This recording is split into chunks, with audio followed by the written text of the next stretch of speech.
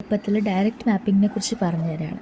അതായത് ഇതാണ് നമ്മുടെ മെയിൻ മെമ്മറി, ഇതാണ് നമ്മുടെ cache memory. This is the cache lines and this is the blocks. So നമ്മളിവിടെ നോക്കുകയാണെങ്കിൽ ഈ നമ്മൾ ഇങ്ങനെയാണ് മാപ്പ് ചെയ്യുന്നത്. J is equal to I modulo 128. അതായത് ഞാനിവിടെ പറഞ്ഞുതരാം. അതായത് ഇവിടെ നമുക്ക് 64K മെമ്മറി ഉണ്ട്.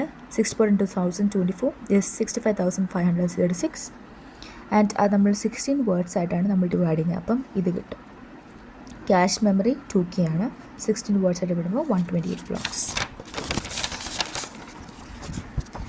സോ ഇവിടെ നോക്കിക്കഴിഞ്ഞ് കഴിഞ്ഞാൽ നമ്മളിവിടെ ആദ്യത്തെ 128 പേജ് 0 ടാഗ് 1, രണ്ടാമത്തെ 128 പേജ് 1 ടാഗ് 1, പേജ് 31 ടാഗ് 31 ആണിത്.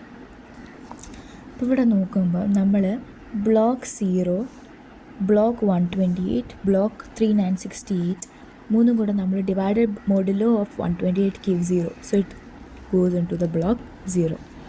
ഇത് നമ്മളെല്ലാം കൂടെ block 1, block 129 and block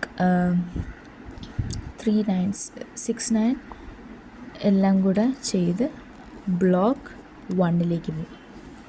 then block 127, 255 and 4096 എല്ലാം കൂടെ ബ്ലോക്ക് 127ലേക്ക് പോകും. ടാഗ് ഉണ്ട് ഈച്ച് ബ്ലോക്കിന് റെപ്രസെൻറ്റ് ചെയ്യുക. This is of cache memory. ഇവിടെ നോക്കാം 574. There are 5 tags. കാരണം നമ്മൾ 16 മൈനസ് 4 + 7 ചെയ്യുമ്പോൾ നമുക്ക് 5 ബിറ്റ്സ് കിട്ടും. 4 + 7 16 മൈനസ് 5 ബിറ്റ്സ് കിട്ടും. അത് ടാഗിന് വേണ്ടി. ഇനി അടുത്തത് നമ്മൾ 128 നമുക്ക് 2⁻7 ആക്കാം. അപ്പോൾ 7 ബിറ്റ്സിൽ നമുക്ക് ബ്ലോക്സ്. വേർഡ് എന്ന് പറയുമ്പോൾ 16 2⁻16 അല്ലേ.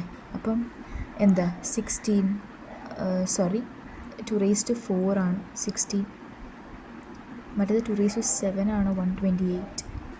ഓക്കെ, അങ്ങനെ അപ്പോൾ 7 ബിറ്റ്സ് 4 ബിറ്റ്സ് അങ്ങനെ ചെയ്യും.